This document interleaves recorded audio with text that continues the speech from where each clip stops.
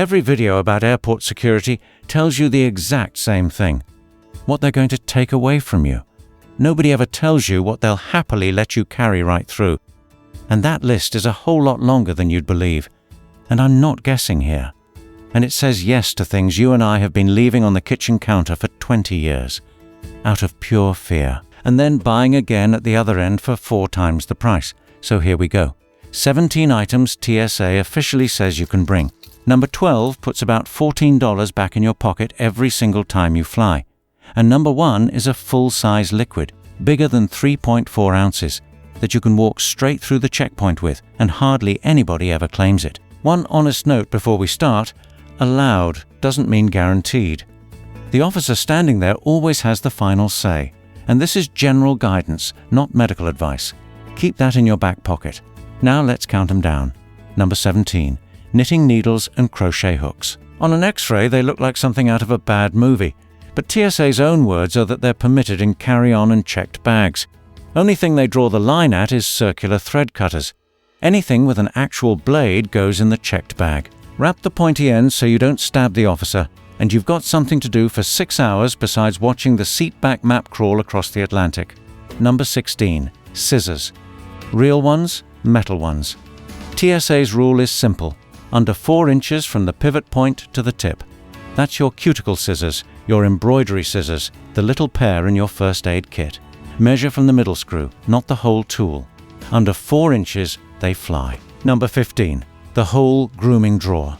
Nail clippers, tweezers, a metal nail file, disposable razors. All fine. The razor passes because the blade sits locked inside the cartridge.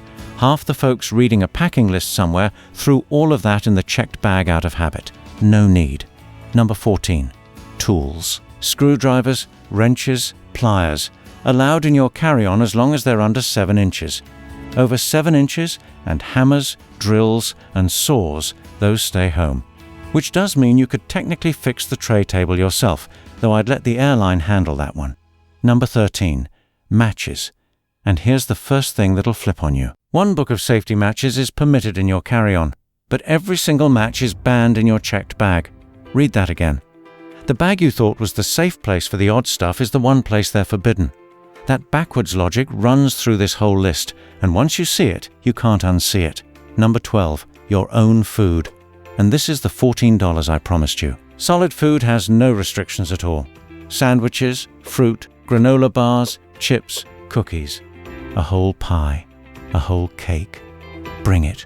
What trips people up is the state it's in, if it's spreadable or pourable. Hummus, yogurt, soup, peanut butter, jam. Now it's a liquid, and it plays by the liquid rules. So the sandwich flies. The bowl of chili does not. Make the sandwich at home, and let the guy next to you pay $11 for a wrap that's been sitting under a heat lamp since Tuesday. Number 11, an empty water bottle. Empty is the whole trick. Walk it through dry, fill it at a fountain on the other side, and you never hand anyone $7 for water again. That cabin air is drier than most deserts, and dehydration is what leaves you foggy and stiff when you land. Number 10, anything frozen solid. This one's my favorite because it's a genuine loophole hiding in plain sight. A frozen liquid isn't a liquid, as long as it is completely frozen solid when it goes through the scanner. Slushy? Half melted? Back to being a liquid, and it's gone. So freeze your water bottle rock hard the night before, and it's both your ice pack and your drink for the next 4 hours. Number 9, duty-free liquids bigger than 3.4 ounces. Bought that bottle abroad and you've got a connection in the States? It rides through, as long as it's sealed in that tamper-evident bag they hand you at the register and you've still got the receipt inside. The seal is the whole permission slip. Number 8, full-size toiletries in your checked bag. There is no per container size limit down in the hold. None. Your regular shampoo, your regular conditioner, the big sunscreen. So many of us squeeze everything into those sad little travel bottles out of pure reflex, even for the bag we're checking anyway. The 311 rule was never about your checked bag. Now, real quick, before the good stuff. Which of these did you already know? Drop the number in the comments. I read every single one. All right, the second half is where the real money is. Number 7, your cane, your walker, your crutches, your rollator. They fly free. This isn't an airline being generous, it's federal law. Mobility aids get carried at no charge, and they do not count against your carry-on or your checked bag. Not one bit. Your medical supplies don't count either. I've watched people our age leave a walker at home out of pride and then white-knuckle a mile of terminal at Atlanta. Don't be that person. Bring the thing that makes the day easy. Number 6. Your CPAP, your nebulizer, your portable oxygen concentrator. Under the Air Carrier Access Act, assistive devices come into the cabin, and they don't count as your carry-on. So you get your suitcase, your personal item, and the machine. Say it plainly at the gate if anyone squints at it. It's a medical device, not a bag. Number 5. Pills. All of them. There's no size limit on solid medication whatsoever. No quart bag, no 3.4 ounces, none of it. You can bring what you need, and you don't even have to pull them out of your carry-on. Keep them labeled anyway.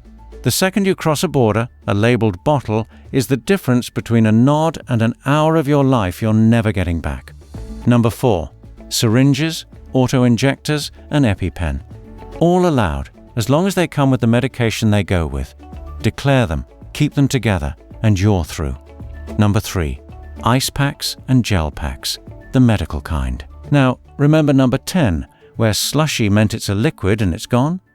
Medically necessary cold packs get a total exemption from that. Half melted, sloshing around, doesn't matter.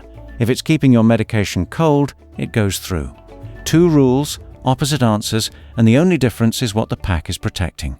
Number 2, baby formula and breast milk. Way over 3.4 ounces doesn't go in the quart bag, and here's the part that stops grandparents cold. The child does not have to be with you. Doesn't have to be on the plane at all. You can be flying to the grandkids with the supplies, and you're still covered. And now the one this whole video was built around. Number 1. Medically necessary liquids over 3.4 ounces. This is the biggest permission slip in air travel, and almost nobody uses it.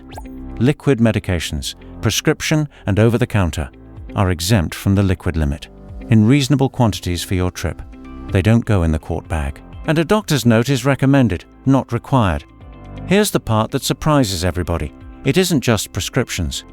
TSA's own list of medically necessary liquids includes saline solution, cough syrup, liquid pain reliever, anti-diarrheal, anti-inflammatory, allergy relief, full size, right through the checkpoint. All the ordinary stuff from your medicine cabinet that you've been rationing into tiny bottles like it's contraband.